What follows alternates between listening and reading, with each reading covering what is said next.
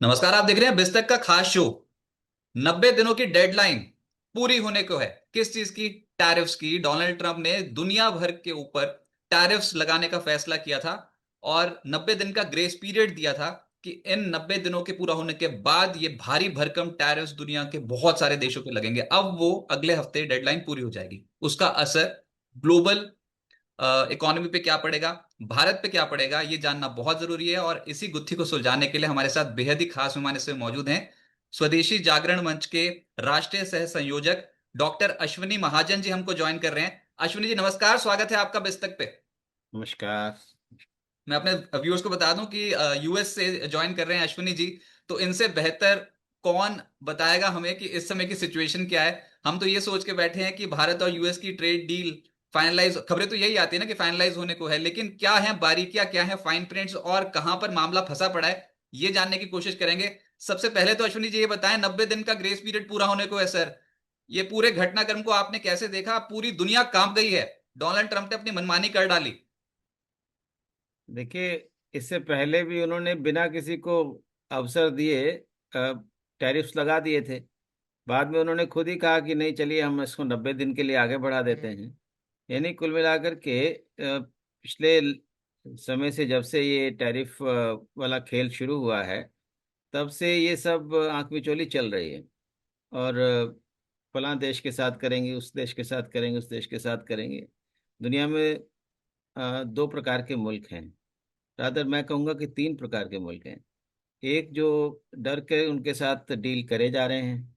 दूसरा जो उनके साथ डील किए तो नहीं हैं, लेकिन उनके साथ एंगेज कर रहे हैं। और तीसरा जिन्होंने साफ साफ मना कर दिया कि हम आपसे डील करने वाले नहीं। तो भारत जो है वो दूसरी श्रेणी में आता है, जो डील कर तो नहीं रहा, लेकिन एंगेज कर रहा है। अभी ये बात आ रही है कि 9 जुलाई की एक डेडलाइन है, उस पर उससे पहले डील होना ही चाहिए। लेकिन अब आप ये देखिए कि डील होने के लिए दोनों पक्षों को राजी होना जरूरी होता है। और दोनों पक्षों के राजी होने के लिए दोनों पक्षों को अपने अपने डोमेस्टिक कॉन्स्टिट्यूएंसी को भी सेटिस्फाई करना होता है। यानी कोई डील ऐसी कोई तो है नहीं कि जो अंतरिक्ष में चीजों को लेन देन करना है। लेन देन तो भारत में ही होगा, अमेरिका के साथ होगा। तो ऐसे में जो अमेरिका इस समय चाह रहे हैं, अमेरिकी राष्ट्रपति या अमेरिकी नेगोशिएटर्स, वो चाह रहे हैं कि उनके हितों का कैसे संरक्षण हो, कैसे उनको आगे बढ़ाया जाए। उदाहरण के लिए अ, उनका कहना है कि हमारे कृषि उत्पादों को भारत में पहुंच मिलनी चाहिए, हमारे डेयरी उत्पादों को भारत में पहुंच मिलनी चाहिए। हमारे जो कंपनियां हैं, ई कॉमर्स कंपनियां, दूसरी कंपनियां, उनके डाटा को वो ले जाने के लिए उनको अनुमति होनी चाहिए। यानी भारत में सर्वर्स में वो डाटा सेव ना हो और सीधा का सीधा डाटा वो बाहर ले जाएं। इसके अलावा आईपीआर में भी वो कई प्रकार की रियायतें चाहते होंगे। लेकिन ये सब बातें भारत एक उभरता हुआ, एक विकसित राष्ट्र का संकल्प लिए हुए 2047 तक ऐसा मुल्क बनने की ओर है। ऐसे में भारत की जो खाद्य सुरक्षा है वो हमारी कृषि से आती है। और हमारी कृषि जो है वो दुनिया में कम से कम जितनी हमारी पॉपुलेशन है उससे 2 3 4 गुना ज्यादा लोगों को भी खिलाने की क्षमता रखती है, अगर हम उसका पूरा उपयोग करें। लेकिन यदि हम अमेरिका से आने वाले खाद्य पदार्थों को की अनुमति दे देते हैं, और हम जानते हैं ये खुला सत्य है कि किस प्रकार से अमेरिका अपने कृषि को भारी भरकम सब्सिडी देता है। और वो कभी भी यह होने नहीं देता है कि अमेरिका में जो कृषि उत्पादों का मूल्य जो है वो वैश्विक मूल्य से कहीं ज्यादा हो जाए। वो उसको कम ही रखने की कोशिश करता है। ऐसे में वैश्विक मूल्य से कम कीमत पर भारत में जब कृषि उत्पाद यहाँ पर आएंगे, तो स्वाभाविक है हमारे किसानों की जो सुरक्षा है वो हम नहीं कर पाएंगे। अगर किसान खेती से बाहर हो जाते हैं तो हम अपनी खाद्य सुरक्षा कैसे कर पाएंगे, यह एक मूलभूत प्रश्न है। इसके अलावा कृषि से जुड़ा हुआ एक बड़ा मुद्दा यह है कि बड़े समय से आप जान रहे हैं कि जीएम उत्पादों पर भारत में एक बहुत लंबी बहस चल रही है।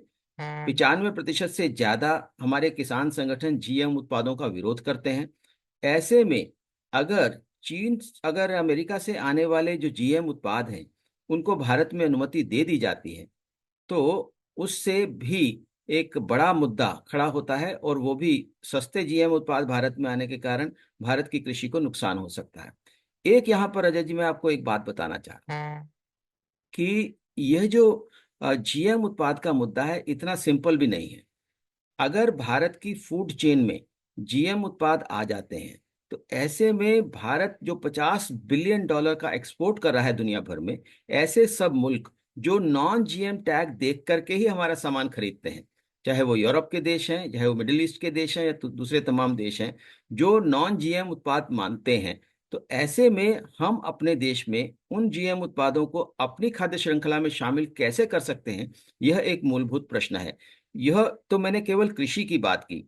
डेयरी में भी एक हमारे लगभग हम समझ लीजिए कि 8 करोड़ जो किसान हैं वो इस कृषि इस डेयरी पर निर्भर करते हैं, और उनके साथ हर एक के साथ 5 लोगों का परिवार जुड़ा है। कितनी बड़ी जनसंख्या डेयरी पर निर्भर करती है। आज भारत दुनिया में सबसे बड़ा डेयरी उत्पादक देश बना हुआ है। इसलिए बना है क्योंकि हमने अपने डेयरी उत्पादों को संरक्षित करके रखा है। हमने आरसेप नहीं किया, regional comprehensive economic partnership deal, इसीलिए नहीं की क्योंकि उसमें डेयरी था।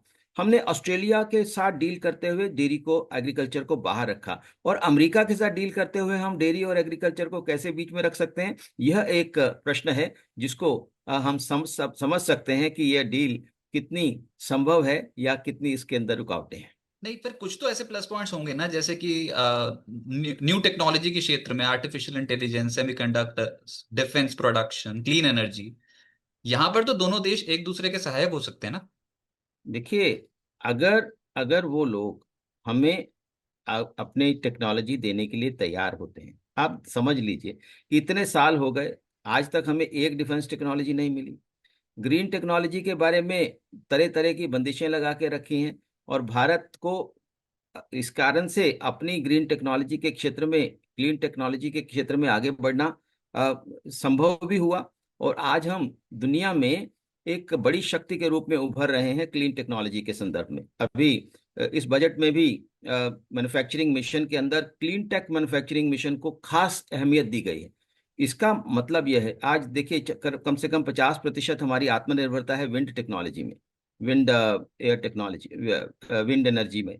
और इसी प्रकार से लगभग 20% तक हम पहुंच गए हैं सोलर में, और जल्दी ही हम, जैसे जैसे हम सोलर में आगे बढ़ेंगे हमारे पास, तो इसलिए और आप अगर डिफेंस की बात करें तो इस बार हमने सबको साबित करके दिखा दिया है कि भारत की डिफेंस टेक्नोलॉजी से ऊपर कोई टेक्नोलॉजी नहीं है। ना उनका एयर डिफेंस सिस्टम हमसे ज्यादा बेहतर है, ना उनके ड्रोन, एंटी ड्रोन सिस्टम हमसे ज्यादा बेहतर हैं, ना उनके मिसाइल्स हमसे ज्यादा बेटर हैं। तो इसलिए हम समझ सकते हैं कि हमें डिफेंस टेक्नोलॉजी के लिए अगर कोई सहयोग करना चाहता है तो हम भी उनका सहयोग करेंगे, लेकिन अगर उस सहयोग के नाम पर हमारी एग्रीकल्चर को मांगा जाता है, हमारी डेयरी को मांगा जाता है, तो वो हम देने के लिए तैयार नहीं होना चाहिए।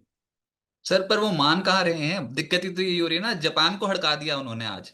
वो कह रहे हैं हम नहीं करते ट्रेड डील जापान के साथ, और जितना हम चाहेंगे उतना टैरिफ देना पड़ेगा जापान को। इस तरीके की स्टेटमेंट से आज तक कभी इतिहास में किसी प्रेसिडेंट ने इतने कठोर शब्द इस्तेमाल ही नहीं करे हैं, और ये डेडलाइन नजदीक आ गई है इसलिए लोग परेशान हो रहे हैं। हम भी तो लेबर इंटेंसिव हमारे सेक्टर्स हैं, टेक्सटाइल्स है, इलेक्ट्रॉनिक्स है, ऑटो पार्ट्स हैं। हमको भी एक्सपोर्ट्स को बढ़ावा देना है, यूएस हमारे लिए बड़ा बाजार है, और डोनाल्ड ट्रंप धमकी पे धमकी दिए जा रहे हैं कंट्रीज को। मुझे ये बताइए कि धमकी दे के वो जाएंगे कहाँ? मैं एक प्रश्न आपसे पूछता हूँ कि उनको भी तो सामान खरीदना है। चीन से उनकी डील कितनी हुई है वो भी हम जानते हैं। जापान के साथ अगर वो इस प्रकार से कर रहे हैं या भारत के साथ करेंगे तो सामान खरीदेंगे कहाँ से? सामान तो उनको भारत से या चीन से खरीदना ही पड़ेगा। ऐसे में यदि वो सामान भारत और चीन से हाई टैरिफ पर खरीदते हैं तो नुकसान किसका होने वाला है? अमेरिका की जनता का।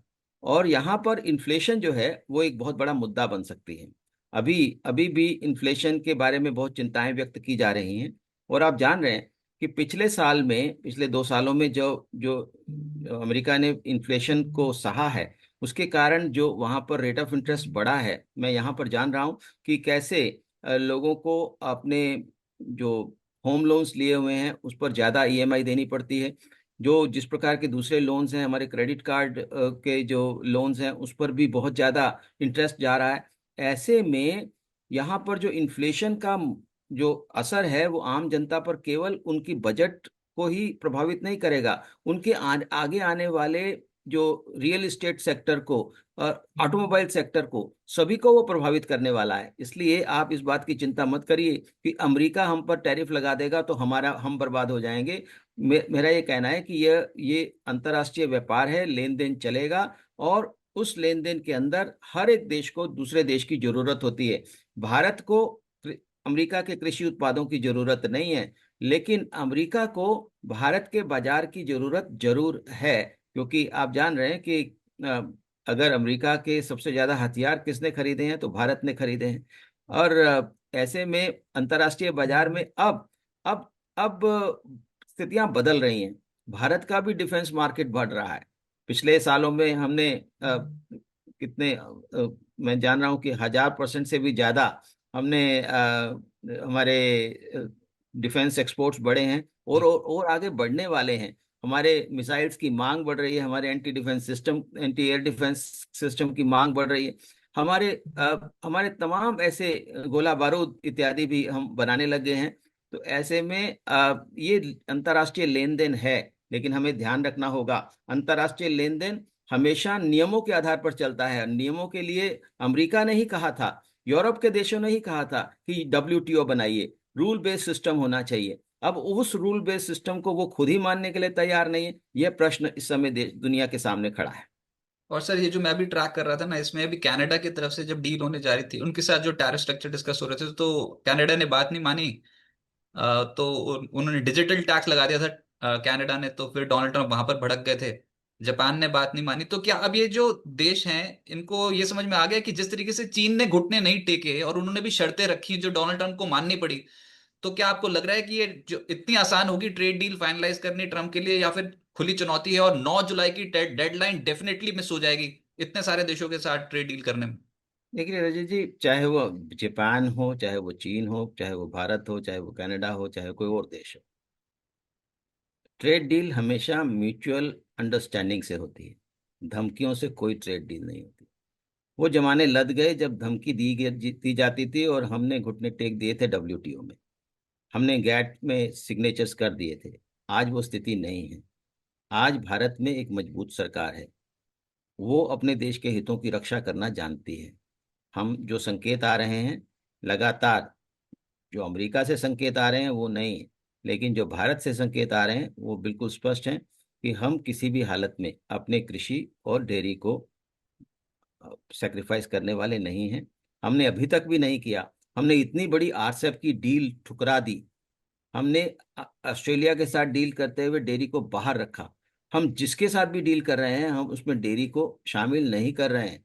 तो ऐसे में चाहे वो GM कृषि उत्पाद हो, या डेयरी हो, या डाटा लोकलाइजेशन की बात हो, हम अपने हितों की अनदेखी नहीं कर सकते हैं।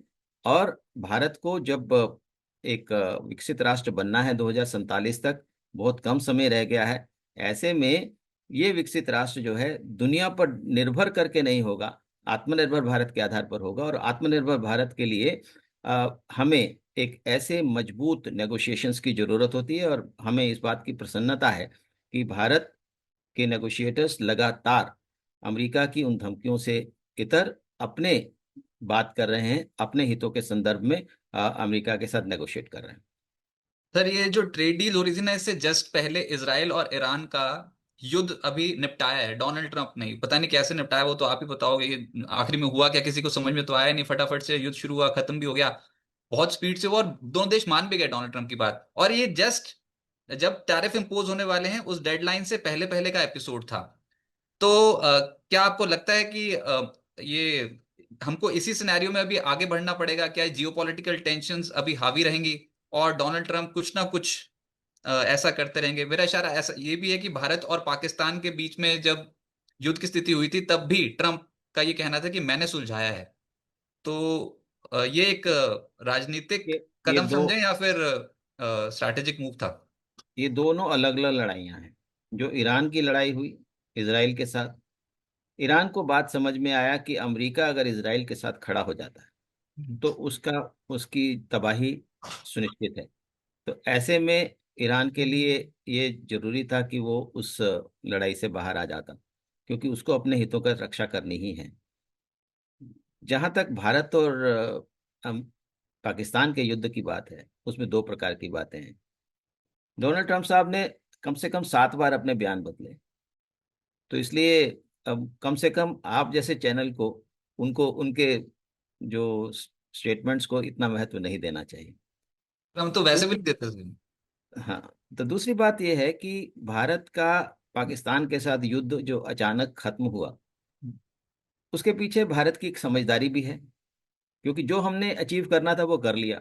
युद्ध को लंबा खींचने का कोई मतलब नहीं है। रूस और यूक्रेन का युद्ध जो इतना लंबा खींच रहा है, तबाही और तबाही हो रही है, तो युद्ध को लंबा खींचने का कोई मतलब नहीं है। जब ये कह रहा हूं कि हमने जो अचीव करना था वो कर लिया, और पूरी दुनिया हमारे इस युद्ध से परेशान थी। वो रूस और यूक्रेन के युद्ध से परेशान नहीं थे अमेरिका और यूरोप के देश, वो भारत और पाकिस्तान के 4 दिन के युद्ध से परेशान हो गए। उसका कारण ये था कि भारत ने अपनी डिफेंस कैपेबिलिटीज को इस प्रकार से डिमॉन्स्ट्रेट किया कि हमारा आकाश कितना मजबूत है, हमारी आकाश प्रणाली, हमारे जो ब्रह्मोस है वो सीधा जाकर हिट करते हैं, उसको कोई रोक नहीं सकता। भारत पे इतने सारे मिसाइल्स उन्होंने अन्य अन्य देशों की भेजी, हमने एक यहाँ पर टिक आने नहीं दी, कोई भी निशाने पर नहीं पहुंच पाई, बीच में ही उनको इंटरसेप्ट किया गया। उन्होंने इतने ड्रोन्स भेजे, वो चीन के भी ड्रोन्स थे, वो तुर्की के भी ड्रोन्स थे, हमने एक ड्रोन को अपने लक्ष्य को भेदने नहीं दिया। सारे के सारे ड्रोन्स या तो स्टैंड स्टिल कर दिए गए या गिरा दिए गए। हमारा यहाँ ये कहना है, जिस प्रकार से भारत ने अपनी डिफेंस कैपेबिलिटीज को डिमॉन्स्ट्रेट किया है, अमेरिका और यूरोप में और तमाम मुल्कों में जो जो हथियार एक्सपोर्ट करते थे, उनमें एक प्रकार से एक डर सा समा गया कि अगर भारत का ये युद्ध और समय चल गया तो भारत की डिफेंस कैपेबिलिटीज और ज्यादा उभर करके सामने आएंगी, और उनके एक्सपोर्ट बाजार जो हैं वो खराब हो सकते हैं। इसलिए उन वो घबरा करके उन्होंने सबने निवेदन किया, और उसके बाद एक निवेदन पाकिस्तान की ओर से आया युद्ध विराम का, जो हमने स्वीकार कर लिया।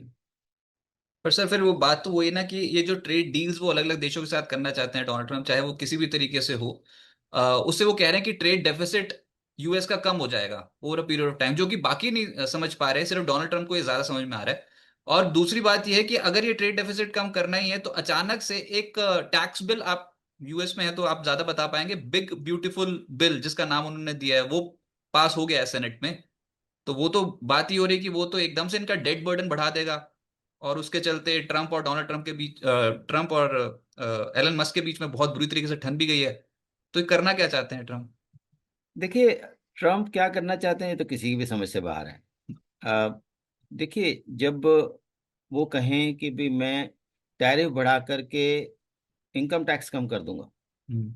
अब आप समझिए कि कोई भी अर्थशास्त्र का विद्यार्थी है, आप उससे छोटी सी बात पूछ लीजिए कि अगर वो टैरिफ बढ़ाएंगे तो हमारे टैरिफ बढ़ाने के पीछे अर्थशास्त्र में जो कहा जाता है कि टैरिफ क्यों बढ़ाना, टैरिफ इसलिए बढ़ाया जाता है क्योंकि भारत में हम उत्पादन बढ़ाना चाहते हैं, और बाहर से आने वाले सामान से भारत भारत के उद्योगों को हम संरक्षण देना चाहते हैं, तो हम टैरिफ बढ़ा देते हैं। वो तब संभव होता है, उसका कोई लाभ होना, जब भारत के पास प्रोडक्शन की कैपेबिलिटीज होती हैं। यानी अगर हम कारों पर टैरिफ बढ़ा देते हैं और भारत में कारों की प्रोडक्शन की कैपेबिलिटीज हैं, तो हमारा सामान ज्यादा बिकेगा। इसको हम संरक्षण की नीति बोलते हैं। लेकिन अमेरिका किसका संरक्षण कर रहा है? उनके पास तो कोई उद्योग बचे ही नहीं है। ना उनके पास कोई स्टील उद्योग है उतने बड़ा, ना उनके पास कोई इतने बड़े दूसरे उद्योग हैं जिनको वो संरक्षण करना चाहते हैं। वो टैरिफ बढ़ा करके, जैसे अगर डोनाल्ड ट्रंप की बातों को मान लिया जाए, उनकी प्रेसिडेंट डोनाल्ड ट्रंप की, तो ऐसे में वो तो केवल टैरिफ बढ़ा करके अपना रेवेन्यू बढ़ाना चाहते हैं। दुनिया में कहीं भी टैरिफ बढ़ाकर रेवेन्यू बढ़ाने का रिवाज तो अभी तक हमने सुना नहीं है। और ऐसे में वहाँ जो सबसे मैंने जो पहले भी निवेदन किया कि इससे वहाँ पर वस्तुओं की कीमतें बढ़ सकती हैं, इन्फ्लेशन बढ़ सकती है। हाँ, जहाँ तक अगर डोनाल्ड ट्रंप साहब ये कहते हैं कि आप अमेरिका से भी तेल खरीदिए, तो हमें तो कोई मनाही नहीं है। हम हम मिडिल ईस्ट से भी तेल खरीदते हैं, तो अमेरिका से भी खरीद सकते हैं, हम रूस से भी खरीदते हैं। लेकिन जहां हमें सबसे सस्ता तेल मिलता है, और जितनी तक मिलता है उतना तो हम खरीदेंगे ही। चाहे वो रूस हो या कोई और देश हो, हमें तो अपने लिए सस्ता से सस्ता सामान खरीदना है। जब डोनाल्ड ट्रंप साहब दुनिया से सस्ता सामान खरीदना चाहते हैं, दुनिया के साथ अपने अपने देश के हित में कोई ट्रेड डील्स करना चाहते हैं, तो भारत को भी ये स्वतंत्रता है कि वो कहाँ से क्या चीज खरीदे। हाँ, अगर अगर डोनाल्ड ट्रंप साहब चाहें कि हमें सही कीमत पर वो अमेरिकी तेल दे सकते हैं तो हम जरूर खरीदेंगे। लेकिन ये बात अब हमारी म्यूचुअल बेनिफिट पर निर्भर करती है, किसी की धमकियों पर नहीं होती है। तो जहां से मतलब निकल रहा है वहां से निकाल रहे हैं। अब चाइना के साथ सबसे पहले डील जाके करिए आए हैं जाके। अभी तक तो चाइना प्लस वन की पॉलिसी पे चल रहे थे ना। ये अचानक से फिर चाइना के साथ डील करने की कैसे सोच ली? देखिए, ये तो अमेरिका से श्रीमान डोनाल्ड ट्रंप जी से पूछा जाए कि पहले चीन के बारे में क्या बात कर रहे थे उधर। लेकिन हमें समझना होगा कि चीन के पास क्रिटिकल रॉ मटेरियल है अभी। हम्म। उसके उसके विकल्पों को निकालने में विकल्प निकलेंगे, ऐसा नहीं है कि विकल्प नहीं निकलेंगे। उनके पास जो टेक्नोलॉजीज हैं, उनके पास जो सस्ता सामान है, उसके भी विकल्प निकलेंगे। दुनिया ने चीन के समक्ष, जब चीन से सस्ता सामान आ रहा था, उन्होंने इस बात की परवाह नहीं की कि उनके यहाँ अपने यहाँ प्रोडक्शन कैपेबिलिटीज खत्म हो रही हैं। भारत में यूपीए की सरकार जब थी, उस समय बड़ी मात्रा में एपीआईज इंपोर्ट हो रहे थे, और उन एपीआईज को उन्होंने डंप किया। मैं उदाहरण के नाते बताता हूँ कि पेनिसिलिन जी नाम का एक एपीआई था, जिसकी वैश्विक कीमत $22 प्रति किलो थी। उन्होंने उसको $9 में डंप करना शुरू कर दिया, और भारत की सारी पेनिसिलिन जी इंडस्ट्री खत्म हो गई। इसी प्रकार से हमारे एपीआई इंडस्ट्री टोटली खत्म हो गई। जब 90% एपीआई हम बनाते थे, अब हम 10% एपीआई भी नहीं बनाते थे। ऐसे में अब सरकार ने इसके लिए प्रोडक्शन लिंक्ड इंसेंटिव्स लेकर स्कीम लेकर के आए। उस स्कीम के तहत अब हम एपीआई बनाने लग गए हैं। तो इसलिए दुनिया के मुल्कों को ये विचार करना होगा कि जब तक हमारी उन पर निर्भरता है, हम उनसे सामान खरीदेंगे। लेकिन उस निर्भरता को धीरे धीरे या तेजी से समाप्त करने की जरूरत है। और किसी भी दूसरे दुनिया के देशों पर हम निर्भरता बढ़ा करके, हमने देखा कि कोविड के बाद किस प्रकार से सेमीकंडक्टर्स की कमी ने हमारे ऑटोमोबाइल इंडस्ट्री को तबाह किया था। उसी प्रकार से आज जो क्रिटिकल रॉ मटेरियल की वजह से जो रेयर टिम्बर, अर्थ मेटल्स, ये ग्रेयर अर्थ रेयर अर्थ मेटल्स में, मिनरल्स, ये बहुत बहुत हाँ, टॉपिक चला है जब चाइना के हाँ, पास इतना सारा तो रेयर अर्थ मिनरल्स है। जी, तो रेयर अर्थ मिनरल्स जो है उनके पास, क्योंकि दुनिया ने परवाह नहीं की, वो इंपोर्ट करते रहे और अपने अपने भंडार भरते रहे। अब दुनिया को जागरूक होने की जरूरत है कि चाइना से मुकाबला करना है तो उसकी रणनीति को समझना होगा, और उसके लिए विकल्प खड़े करने होंगे। ये बात अमेरिका को भी जरूरी होगी, वो बात भारत को भी जरूरी होगी, और वो बात जापान और दूसरे मुल्कों के लिए भी जरूरी होगी।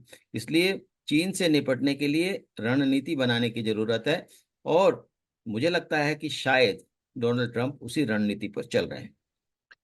तो अगर ये रणनीति इतनी स्पष्ट है और अगर इसमें सबका भला ही होना है आखिर में, तो फिर उनके खुद के सेंट्रल बैंक को ये बात समझ में क्यों, उनके खुद के सेंट्रल बैंक के जो चेयरमैन है जेरोम पवेल, उनको ये बात क्यों नहीं समझ में आ रही और वो क्यों हर बार टकरा कई जाते बार हैं ट्रम्प के साथ? कई बार ऐसा होता है कि जो सेंट्रल बैंक और सरकार के बीच में मतभेद आ जाते हैं। हम्म। भारत में भी हुआ था एक बार, वो मतभेद समाप्त हुए, और आजकल सेंट्रल बैंक और सरकार एक ही पेज पर है। नहीं, पर तो ऐसे कभी शब्द हमने सुने नहीं सर, मतलब जो जो वो बोलते हैं, हाँ, इससे स्टूपिड पहले भी बोल इससे दिया एक बार तो। इससे पहले इससे पहले भारत में भी ऐसा हुआ था। अ, अब आप जान रहे हैं कि उर्जित पटेल जी के समय में रिजर्व बैंक और भारत सरकार के बीच में काफी ठन गई थी। लेकिन वो बहुत अल्पकालिक समय था। मुझे लगता है कि किसी भी देश के हित में होता है कि जो मॉनेटरी पॉलिसी बनाने वाले हैं और जो फिस्कल पॉलिसी बनाने वाले हैं, फिस्कल पॉलिसी और मॉनेटरी पॉलिसी दोनों हैंड इन हैंड चलनी चाहिए। इसी से देश का भला होता है, चाहे वो अमेरिका हो या भारत। नहीं तो दोस्ती किसी के साथ करेंगे कि नहीं करेंगे? अभी एलन मस्क के साथ तो बहुत ही गहरे रिश्ते थे ना।